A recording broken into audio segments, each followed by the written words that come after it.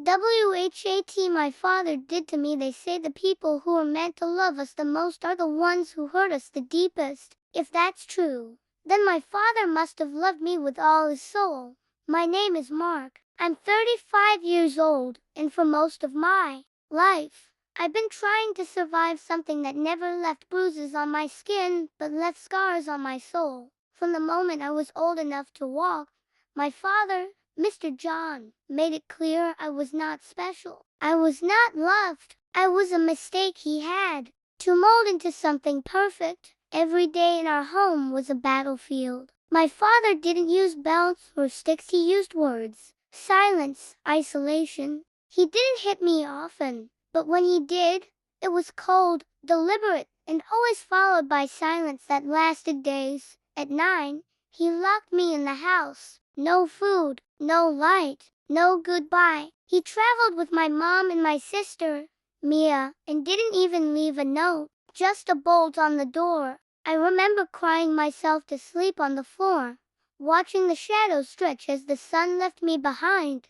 You might wonder why. Why would a father treat his son like that? The truth, my father was a broken man, raised by an uncle who used him like a servant, who denied him school, made him scrub floors barefoot, humiliated him daily. My father swore he'd rise above all of them, and he did. He became rich, powerful, feared, but never healed. He turned that bitterness inward and passed it down like a family curse. He compared himself to me constantly. When I was your age, I was already making money. You, useless. He compared me to Mia. She's graceful. You're a disgrace. He couldn't see that he was turning into the very man he once hated. And my mother, she was there, but never present. She was a ghost in that house, too afraid to speak, too passive to protect.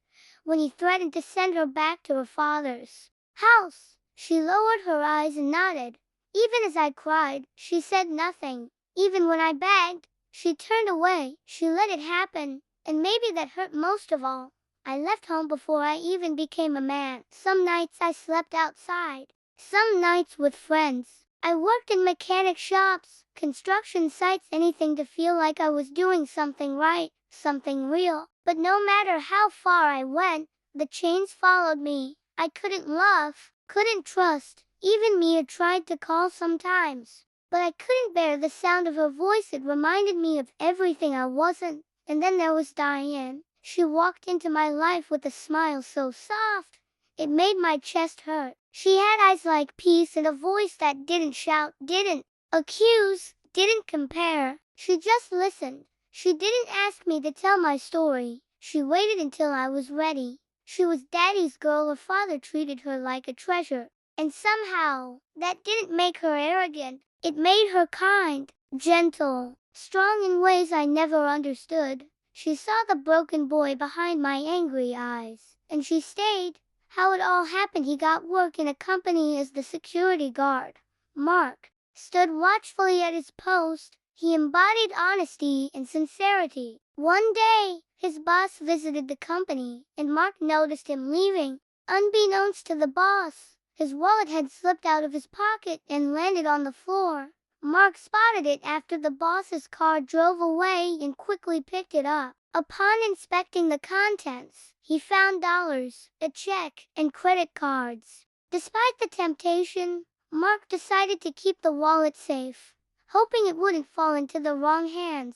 Meanwhile, the boss realized his wallet was missing and alerted the company manager to search the premises. When the wallet couldn't be found, the boss decided to retrace his steps. As he approached the area where he had parked his car, Mark approached him, wallet in hand. "Sir, I think this belongs to you," he said, handing over the wallet. The boss was shocked, asking Mark if he had checked the contents. Mark replied honestly that he had. The boss's eyes widened in amazement as he verified that everything was still in the wallet. "I don't know what to say," he said, staring at Mark in awe. "I'd like to see you in my office later. I'll send for you." Mark felt a mix of confusion and curiosity. What could the boss want? When he arrived at the office, the boss greeted him warmly and said, I want to promote you to be my personal assistant, effective immediately."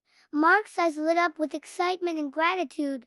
Later, when the boss went home, he shared the story with his daughter. She was marveled by Mark's integrity and decided to meet him. After the boss promoted Mark to be his personal assistant, his daughter was impressed by Mark's integrity. She wanted to meet him, and soon they were introduced. As they spent more time together, they discovered shared values and interests. The daughter admired Mark's kindness and honesty, while Mark was drawn to her compassion and intelligence. Their conversations flowed effortlessly, and they found themselves lost in discussions about life, love, and everything in between. As the days turned into weeks, their mutual respect blossomed into romance. Mark's humility and dedication captured the daughter's heart, and she found herself falling deeply in love with him. The boss, noticing the chemistry between his daughter and Mark, smiled knowingly. He had hoped that his daughter would find someone with the same values as Mark. One day, Mark mustered the courage to express his feelings to the daughter. He took her to a quiet spot, looked into her eyes, and confessed his love. The daughter's heart skipped a beat as she replied, "I love you too, Mark." Their love story became a beautiful testament to the power of integrity, kindness, and true love. The boss, seeing how happy Mark made his daughter, gave his blessing for them to be together. "Diane didn't just love me. She helped me love myself. It was Diane who convinced me to face my past. She organized a family gathering. Mia came, Mom came, and yes, he came too. Mr. John, the man who stole my childhood." On that fateful day, the doorbell rang, and the Diana answered it, welcoming his father, mother, and sister. However, the atmosphere was tense. The guy's mother demanded, "Where is our son?" Her voice was laced with concern and urgency. Mark emerged from his room, looking surprised. "Give them my address," he asked as Diana, his tone incredulous. "Did you give them my house address?" "Yes, I did," she replied calmly. "Please, everyone, have a seat." Mark's father, visibly agitated, stepped forward. "Young lady, what's the meaning of this? Do I look like a joke to you? Did you call us here for entertainment?"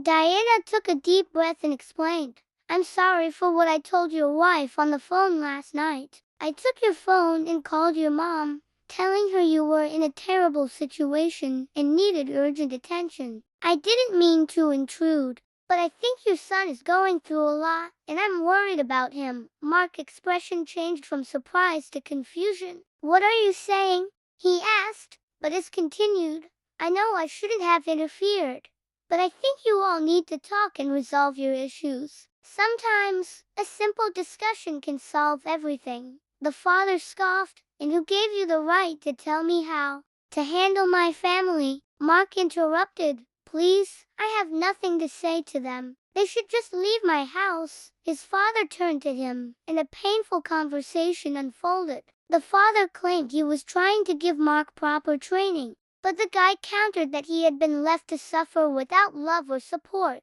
"You call that training?" Mark asked, his voice laced with hurt and anger. "You left me to fend for myself, like a zoo animal. Is that how you train your children?" The father remained silent, his eyes cast downward, while the mother tearfully explained, "We thought it was the right way to make you who you are today." Mark's response was bitter. "The right way? Would it have led me to an early grave? I don't need you people in my life anymore. I've chosen to move on without you." Diana tried to intervene, urging him to forgive, but he was resolute. "Let's just continue as we have in the past and move forward. When you're done, you can leave the way you came." Mark trudged upstairs, his heart heavy with anger and sadness. Diana followed him, trying to reason with him. "Please, Mark, listen to your family," she said gently. "They're not going to leave until you hear them out." Mark's emotions were raw,